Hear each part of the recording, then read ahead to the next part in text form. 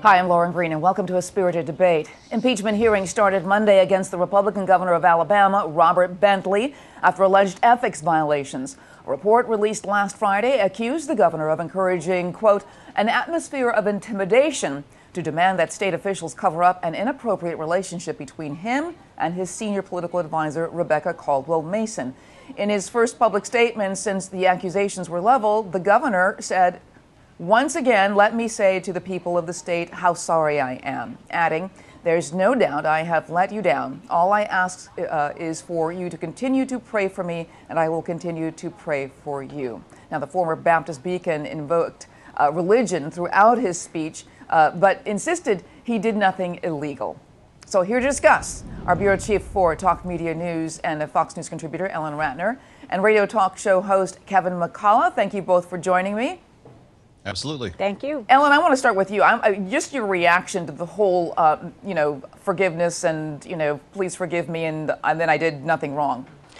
First of all, if you want to look at what Alabama has done, they have taken a Republican and they're only thinking of impeaching him, but a Democrat who was sent to prison for almost 7 years was Governor Siegelman, who, in my opinion, did quote-unquote less if he did it at all, but the feds sent him to prison. So I think it's actually very unfair that this guy's only looking at impeachment. Okay, so for the record, Siegelman, what was he accused of doing? Was he was accused of putting somebody on a board for taking a campaign contribution. I mean, give me a break. That's done everywhere. Okay, so Kevin, I want your opinion because, one of the things he said, please forgive me, but I've done nothing illegal, and illegal really is not, the highest standard for morality. What your reaction?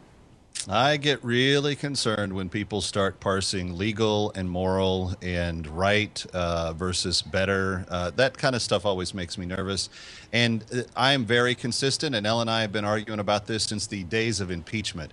If I can't trust a public figure to stay faithful to their spouse, who they pledge before God and man, till death do me part, complete love and fidelity, I don't really have reason to believe almost anything else that you say. And I don't care if this guy's a Republican or a Democrat. If he's parsing that thin line, that means he probably did some stuff. I think it's just better for the people of Alabama if they don't have to deal with that in the form of a public servant. By the way, he's their employee. He works for them. Yeah. If I don't want to mess with that in my company, I don't have to put up with it. So they shouldn't have to either. Okay, but Ellen, one of the things that's very interesting is that they called it an inappropriate relationship. In the religious world, it's called adultery, which is a much harder word to kind of take. Is that sort of the glossing over what actually happened? Perhaps it is. I like to say in business, and this is where Kevin and I do agree, that if a person cheats on their spouse, then they probably are cheating in business because that allows them to not tell the truth.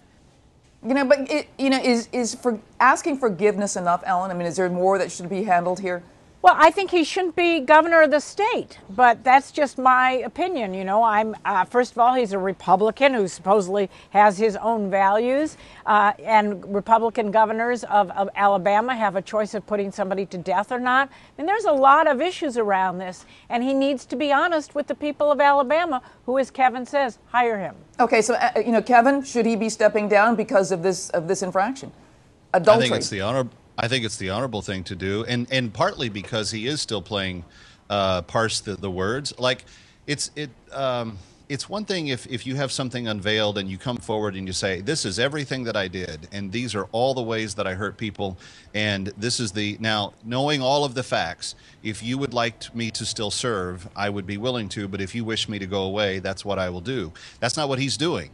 He's playing the game of trying to protect his backside while trying to say he didn't really do anything wrong, while trying to still say he can be a good governor. It's just a lot of deception to try to have to keep up with, and it's much better for the people who are really the point of this whole discussion. It's much better for the people of Alabama to have a clean slate and to start over. Wow, very interesting stuff. All right, thank you so much, Ellen and Kevin, for joining us today. Thanks, Lauren. I'm Lauren Green, and thank you for watching A Spirited Debate.